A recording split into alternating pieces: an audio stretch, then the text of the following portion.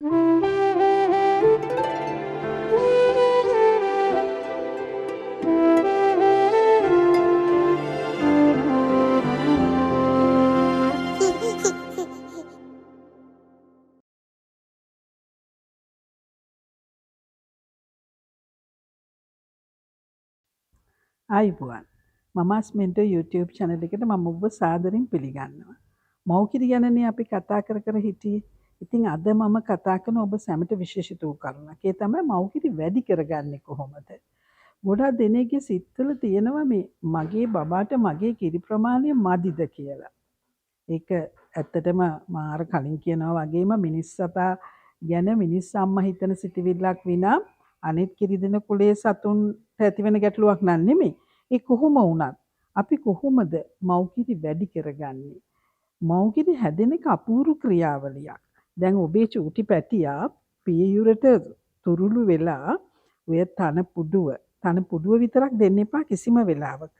ඇරියෝලා ප්‍රදේශයත් එක්කයි දෙන්න ඕනේ. මොකද ඇරියෝලා ප්‍රදේශයේ තමයි ස්නායු ඒ කියන්නේ මේ මොළයට පණිවිඩය රැගෙන යන ස්නායු පිහිටලා තියෙන්නේ. ඉතින් ඔබ ඇරියෝලා ප්‍රදේශයත් එක්ක කටට කිට්ටු කරලා කිරි දෙනකොට ඒ ස්නායුවන්ත උද්දීපනය වෙලා අරගෙන යන අපූර්ව පණිවිඩයක්. ඒ මොකද්ද? ඔන්න චූටි පැටියා කිරි උරලා බොනවා. හරි? කියලා පණිවිඩය අරගෙන යනවා. එහෙමනම් ඒ ක්ෂණිකින්ම මොලෙන් කිරි හදන්න, කියන්නේ පහත් කරන්න කියලා කියනවා අනක් ඔක්සිටෝසින්, ප්‍රොලැක්ටින් කියලා. පුංචි පැටියාගේ කටට කිරි වෑස්සෙන්නේ. හැදිලා තියෙන කිරි කටට වෑස්සෙන්න ක්‍රියා කරන්නේ.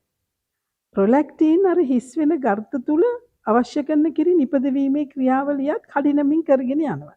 හැබැයි හැමතිස්සෙම ඔක්සිටෝසින් දැන් කිරි බොනකොට ක්‍රියාත්මක වෙනවා. ප්‍රොලැක්ටින් ඊළඟ කිරි වේලයි නිපදවන්නේ.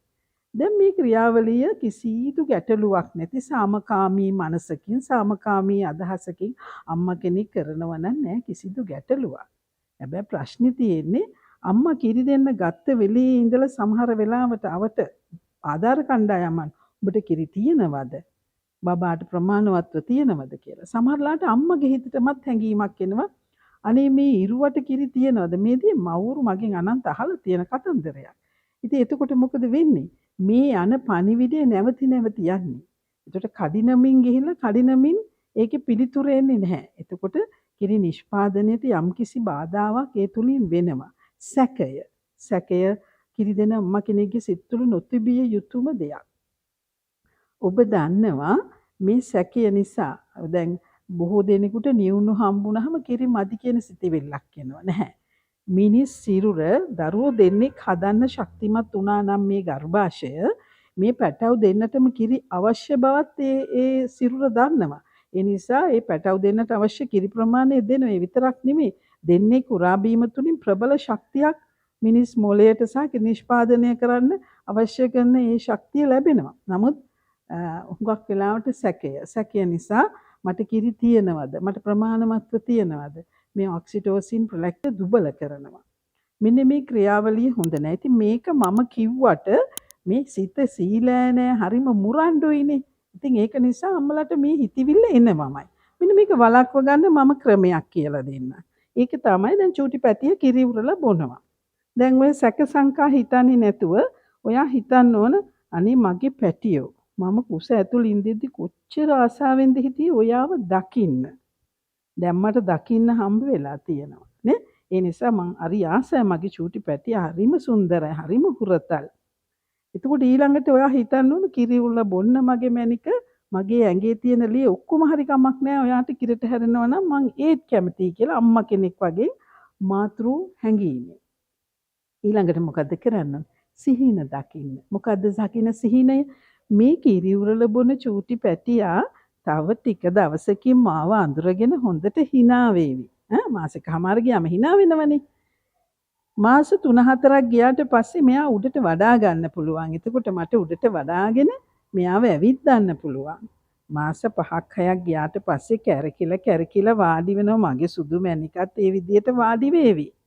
දැන් ඔයා දකින්නව සිහිනයක් චූටි පැටිය ලොකු වෙනවා. ඒක සිතින් ඇති වෙනවා උපකල්පනය කරනවා. ඒ කියන්නේ සිතනවා මේ විදිහට මගේ පැටිය ටික ටික ලොකු වෙයි කියලා. මාස 7ක් 8ක් වුණාට පස්සේ කොට්ටේක අල්ලගෙන පුටුවක් අල්ලගෙන හිටගෙන දඟ කරයි මගේ චූටි පැටියා. මාස 11 12ක් වුණාම මමත් මගේ මහත්තයත් ඒ කියන්නේ අම්මත් තාත්තත් දෙන්න අතින් අල්ලගෙන ඇවිද්දනවා මගේ පැටියා. බකිටි ගගහ ඇවිදීවි මගේ සුදු පැටියා. ඊට පස්සේ වාට මේ චූටි පැටියා මොන්ටිසෝරි යවනතෙක් වුණත් හිතන්න පුළුවන්. දැන් අර බය සිතිවිලි ඇවිල්ලාද හිතට නැහැ. දැන් තියෙන දාරක ප්‍රේමය. දැන් අපූර්වතම විදියට මව්කිරි වලට ඕන කරන ශක්තිය ලැබිලා තියෙනවා. ඉතින් ඒ නිසා ඔබ මව්කිරි වැඩි කරගන්න නම් මෙන්න මේ වගේ සිතිවිලි ශක්තිමත් කරගන්න ඕනේ. ඒ වගේම තමයි මෘදු සංගීතරාවයන්ට සවන් දෙන්නේ. එතකොටත් අර සුවදායක හෝමෝන සංවර්ධනය වෙලා මව්කිරි වැඩි වෙනවා. ආහාර වලිනුත් විශාල බලපෑමක් නෙමෙයි මනසට බලපෑමක් තියෙනවා. ඒ කියන්නේ හොඳට දියර පානය කරන්න ඕනේ. ඒක හොඳට මතක තියාගන්න විචලනයේ මව්කිරි වලට බලපානවා. ඒ වගේම අපේ ගමේ ගොඩේ ඔය කොස් දෙල් අලබතලත් එක්කලා අම්මලට දෙනවනේ කිරි හැදෙන්නේ කියලා පොලොස් වෑංජනය. ඒ වගේ දෙන කමක් නැහැ. ඒ වයින් අර දෙනකොටම අම්මලා කියලා දෙන්න ඕන මෙන්න මේකට කිරි එරෙනවා කියලා. ඒකට අර අම්මගේ මනස හරියට ශක්තිමත් වෙනවා. ඒකට හොඳට කිරි හැදෙනවා. ඒ නිසා සිතයි ප්‍රධාන වෙන්නේ. මව්කිරි නිෂ්පාදනයට අපි මේ ආකාරයට හොඳට ශක්තිමත් වෙලා මව්කිරි වැඩි කරගනිමු. ඒක කරගන්න පුළුවන්. ඔබට පුළුවන්. මොකද ඔබට බැරි නම් ඔබ දසමාසයක් මේ චූටි පැටිය කුස තුල අපූර්වට හැදුවේ නැහනේ. ඒ කියන්නේ ඔබයි හැදුවේ. ඒ නිසා ඔබට බැරි නම් මේක හදන්න බෑ. දැන් ඔබ හදලා එළියට ගත්ත පැටියට මව්කිරි ටික දීලා පොළවේ පය ගහන තෙක් ලොකු කරන්න ඔබට හැකියාව තියෙනවා. ඒක හොඳින්ම සිතට අරගත්තොත් දයාබර මවුරුනි මං හිතන්නේ මව්කිරි අඩුවීම පිළිබඳ කිසිදු ගැටලුවක් ඔබට එන්නේ නැහැ. ඔබ ශක්තිවන්ත මෑණි කෙනෙක් බවට පත් වෙනවා. ඒක මට සිකුරුයි.